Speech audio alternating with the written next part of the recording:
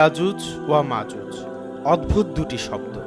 একটি ইয়াজুজ আর একটি মাজুজ।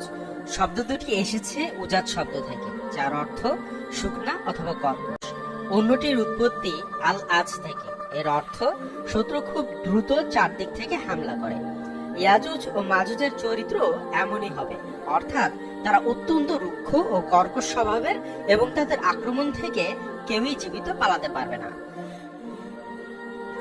এক পরহেজগার রাজার শাসনামলে বাস করা দুটি জাতি ইয়াজুজ ও মাজুজ। যে রাজাকে বলা হয় দুলকারনাইন। দুলকারনাইন অর্থ দুই শিংওয়ালা মানুষ। সেই রাজার মুকুটে দুটি শিংয়ের মতো ছিল বলেই তার এই নাম, এমনই ধারণা মুফাসসিরিনদের। দুলকারনাইন ছিলেন খুবই ক্ষমতাধর এক শাসক। তিনি ছিলেন ঈমানদার। তিনি এতটাই ক্ষমতাধর ছিলেন যে আল্লাহ তাকে প্রায় পুরো পৃথিবীর রাজত্ব দান করেছিলেন। তিনি সৈন্যদল নিয়ে ঘুরে ঘুরে দেখতেন পৃথিবীর কে কোথায় নির্যাতিত হচ্ছে, কে ভালো কাজ করছে। ওই রাজা পুরো জীবন পার করেছেন ন্যায় বিচার প্রতিষ্ঠায়।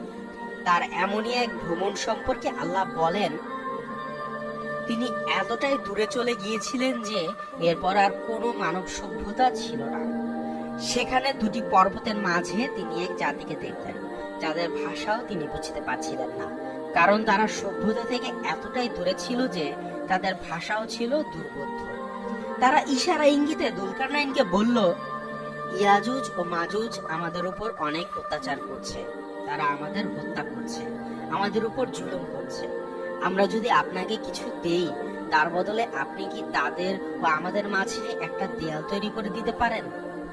উত্তরে রাজা দুলকারনাইন বললেন, তোমরা আমাকে সাহায্য করো, আমি একটা দেয়াল তৈরি করে দিচ্ছি। তিনি তাদের লোহার টুকরো আনতে বললেন। সেই লোহার টুকরো দুই পর্বতের মাঝে রাখলেন এবং তাতে আগুন ধরিয়ে দিলেন।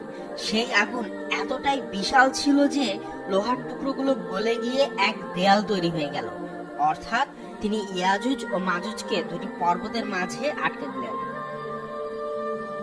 আল্লাহ তাআলা সূরা কাহাফের ৯৭ নম্বর আয়াতে বলেন, এবং তারা তা অতিক্রম করতে পারল না এবং তা ভেদও করতে পারল না। দুলকারনাইন এই দেয়াল তৈরি করে বললেন, এটা আমার রবের রহমত, কিন্তু যখন আমার পালনকর্তার ওয়াদা পূর্ণ হবে তখন তিনি এই দেয়াল সমতল করবেন এবং আমার রবের ওয়াদা চিরসত্য। এখানে আল্লাহর ওয়াদা বলতে বোঝানো হয়েছে কিয়ামতকে, অর্থাৎ যখন কিয়ামত সন্নিকটে আসবে তখন আল্লাহ এই দেয়াল গুঁড়িয়ে দেবেন এবং ইয়াজুজ ও মাজুজকে মুক্ত করে দেবেন।